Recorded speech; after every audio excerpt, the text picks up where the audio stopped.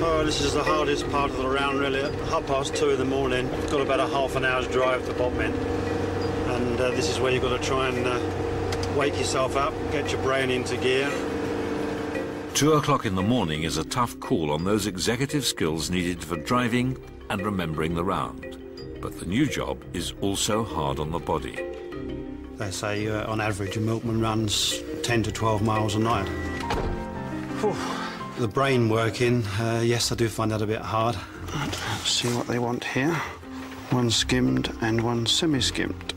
I thought it was pencil behind the ear, putting the milk on the doorstep. I didn't realise all the computers and stuff. Next stop, the industrial estate, where Les gets to chat with other workers also on the night shift. Of the 5 million shift workers in Britain, approximately 1 million work through the night. And like Les, they're all going directly against their own biological body clocks that keep them ticking throughout the day. Morning, all right? Yeah. I'll tell you what, I've just started doing a milk round. Yeah. Oh, it's hard getting up at 2 o'clock in the morning.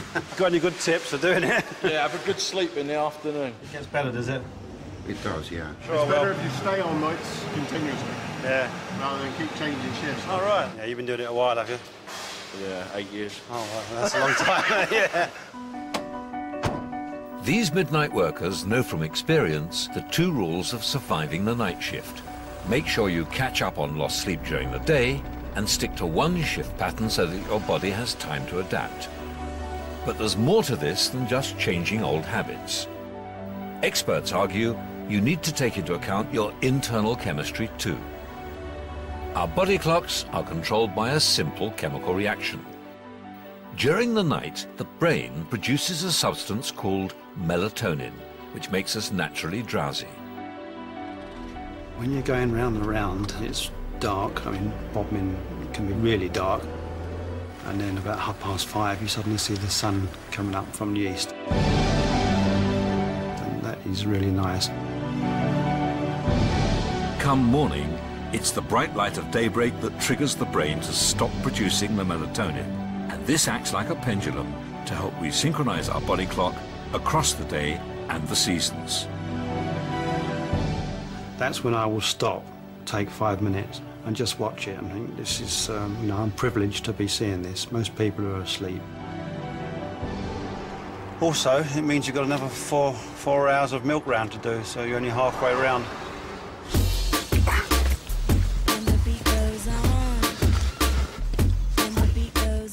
Sleep experts recommend a mid-afternoon nap or siesta if you're losing sleep, but that doesn't suit everyone. Hi there. Right. Yeah. How's it been? Whoa.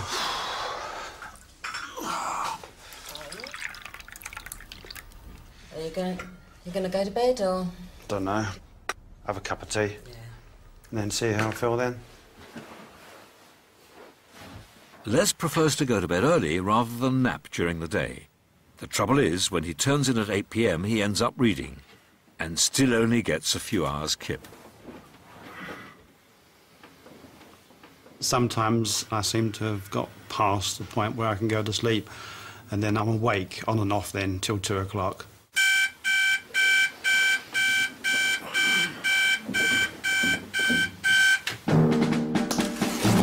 To help Les adjust his body clock, we've given him 3 light boxes to trick his body into thinking it's dawn when it's really the middle of the night. Unlike ordinary bulbs, these devices are designed to replicate daylight on a bright spring morning. The catch is, Les also has to tell his body it's nighttime earlier by wearing sunglasses from late afternoon. Darkness to counteract all that light. It can never be a complete substitute, but some experts think light therapy may help to make night shifts more bearable. It's 1 o'clock Friday morning. All I really want to do is go back to bed, curl up to go to sleep, but anyway, I've switched on the special light in the kitchen, so I'll go and see if that can wake me up a bit.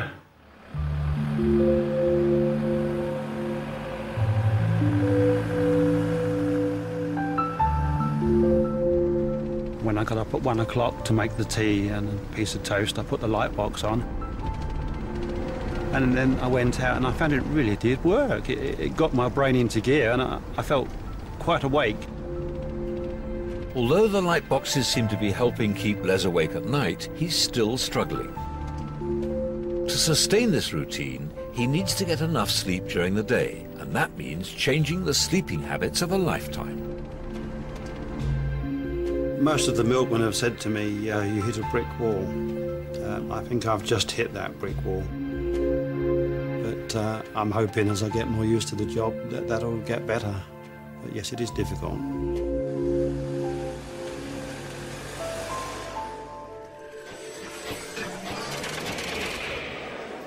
One of Les's big problems is that he finds it impossible to go to bed early. And yet, some of us insist on having an early night and hate to lie in. So do you like to burn the midnight oil, or are you an early bird? I think I'm a morning person. Definitely morning. I'm very much a morning person. I'm definitely an evening person. Evening. Oh, nighttime. I'm an owl. Definitely an evening person. I love nights. Evening person, definitely. I don't know. The truth is that some of us are naturally morning people and others are definitely predisposed to going to bed late. Scientifically, about 1 in 5 adults are true owls or larks, and in many cases it seems to be something they've inherited genetically. At what time of the day do you feel at your best?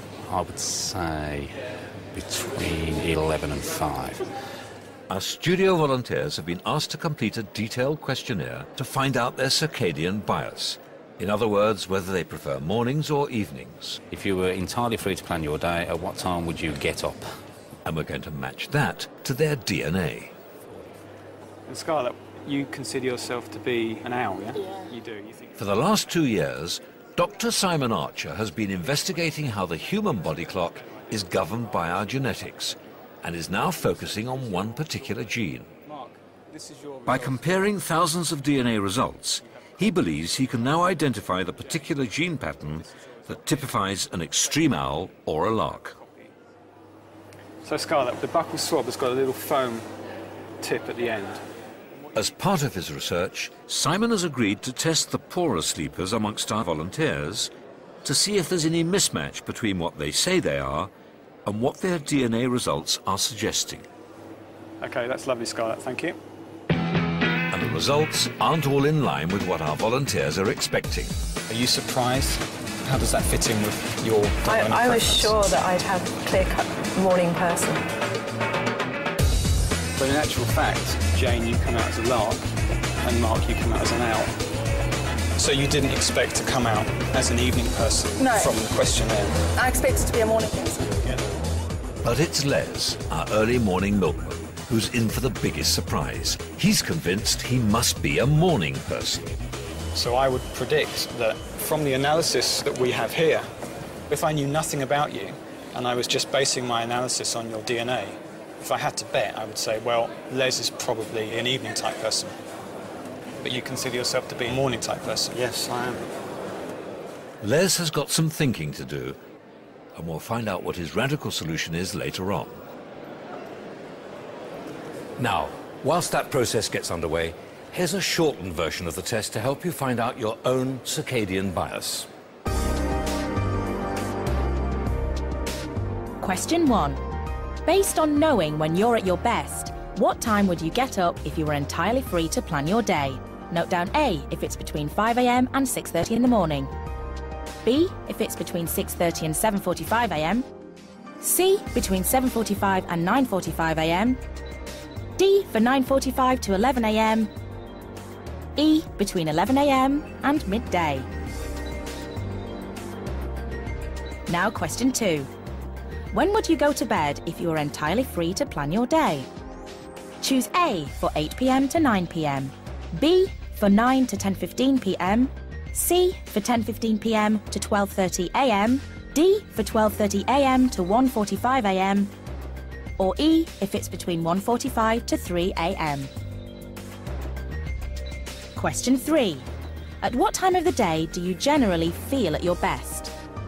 Is it A, between 5 and 9 in the morning, B, from 9 AM to 11 AM, C if it's between 11 a.m. and 5 p.m, D if you feel best between 5 p.m. and 10 p.m, or E if it's from 10